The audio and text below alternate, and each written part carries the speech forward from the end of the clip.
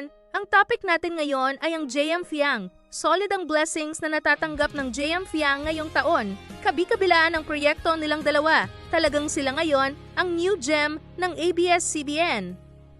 Inaalagaan at nabibigyan sila ng bonggang project.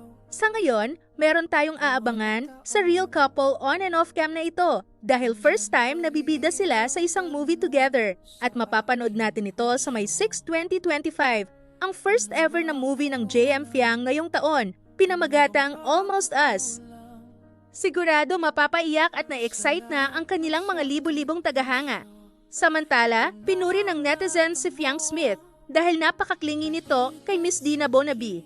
Alam naman natin lahat gaano ka-strict at prangka si Miss Dina sa kanyang mga kasamahan sa industriya.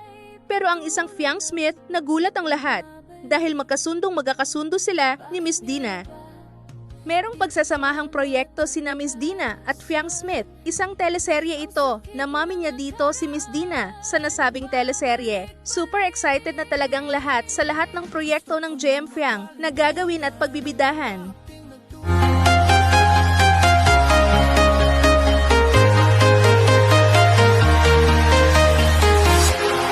Walking alone, the streets are empty. The only thing I can see is my